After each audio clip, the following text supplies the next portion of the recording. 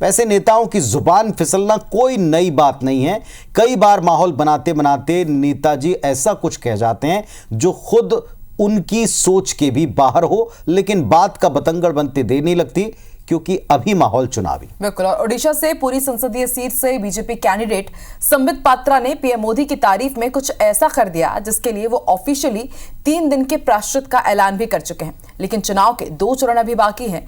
ओडिशा में विधानसभा चुनाव भी साथ ही है। संबित पात्रा के मुंह से निकली बात पर इतना साफ है कि बात निकली है तो फिर दूर तक जरूर जाएगी। देखिए रिपोर्ट।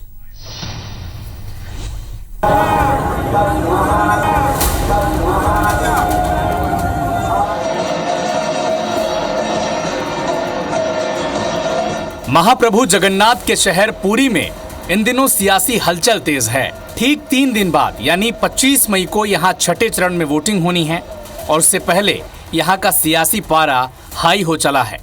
बीजेपी ने एक बार फिर से संबित पात्रा पर यहाँ से दांव खेला है। पीएम मोदी खुद संबित पात्रा के लिए रोड शो कर चुके हैं और पुरी में उनके पक्ष में चुनावी माहौल भी बनाया है। प्रधानमंत्री नरेंद्र मोदी की सभा के ठीक बाद बीजेपी के प्रत्याशी संबित पात्रा बेहद उत्साहित होकर जोश में नजर आए, लेकिन इसी बीच उनकी जुबान फिसल गई, जिसे विपक्ष ने अब मुद्दा बना लिया है। संबित पात्रा ने ऐसा कहा क्या है, आप भी सुने। मोदी को देखा लक्षाधि लोक आसछंती। मोदी भक्त जगन्नाथ आमे सब होचु मोदी परिवार जन। ये जो अद्भुत दृश्य मु तो मोर इमोशन कंट्रोल कर पारुनी आ मते लागुची ये सब ओडिया आज एक बहुत विशेष दिन। चुनाव से पहले संबित पात्रा ने भगवान जगन्नाथ को लेकर जो टिप्पणी की उसकी तीखी आलोचना हो रही है। संबित पात्रा को भी अपनी गलती का एहसास हुआ और अपने बयान पर सफाई देते हुए संबित ने स्वीकार किया कि उनकी जुबान फिसल गई और इसके प्रायश्चित के लिए वो उपवास रखेंगे।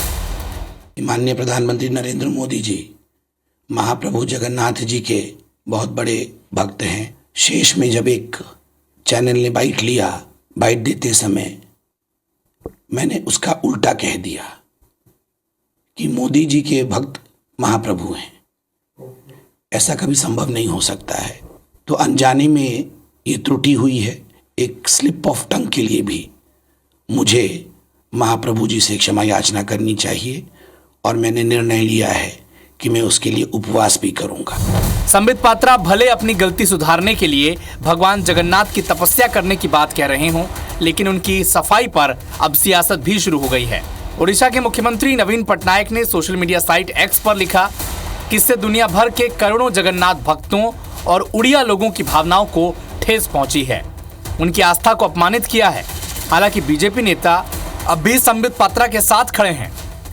Many people had given their comments in social media that it has hurt the sentiments of people of Odisha, and BJP is talking about Odia Asmita, so he is the symbol of Odia Asmita, Lord Jagannath. नहीं, उन्होंने गलत नहीं कहा। भगवान जब रथ यात्रा में निकलते हैं भक्तों के दर्शन करने के लिए निकलते हैं। भक्त और भगवान का संबंध जो है वो अलौकिक संबंध है।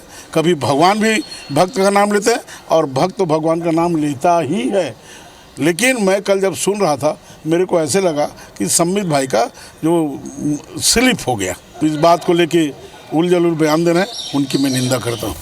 इधर कांग्रेस ने भी मौके पर चौका मारते हुए संबित पात्रा के साथ साथ पीएम मोदी को कटघरे में खड़ा कर दिया और भक्तों की जो आस्था है उसमें उसका सम्मान करते हुए संबित पात्रा को आप पार्टी से बाहर निकालिए। और प्रधानमंत्री नरेंद्र मोदी को आज 24 घंटे में माफी मांग लेनी चाहिए। यही हम सबके लिए अच्छा होगा, इस सृष्टि के लिए अच्छा होगा, क्योंकि सृष्टि में जो आस्था है उससे बड़ा और कोई चमचागिरी की पराकाष्ठा में अपने नेता की तुलना भगवान से भी बड़ा करना और यह कहना कि भगवान जगन्नाथ मोदी के भक्त हैं, ये बेहद आपत्तिजनक है। ये भगवान का अपमान है। ये संबित पात्रा ने न सिर्फ हिंदू संस्कृति का अपमान किया, भगवान जगन्नाथ का अपमान किया है, हिंदू धर्म का अपमान किया, सनातन धर्म का अपमान किया। भारतीय जनता पार्टी को इसलिए माफ़ी मांगनी चाहिए। बहरहाल पूरी लोकसभा सीट में 1998 से लेकर अब तक बीजू जनता दल यानी बीजेडी का ही कब्जा है। बीजेपी सीट को हर हाल में जीतना चाहती है, इसीलिए 2019 में करीब 12,000 वोटों से हारे संबित पात्रा पर दोबारा दांव खेला है। लेकिन पूरी की चुनावी लड़ाई में भगवान जगन्नाथ पर विवादित बोल कहीं संबित पात्रा के लिए सेल्फ गोल न साबित हो जाए। Election desk, IBC 24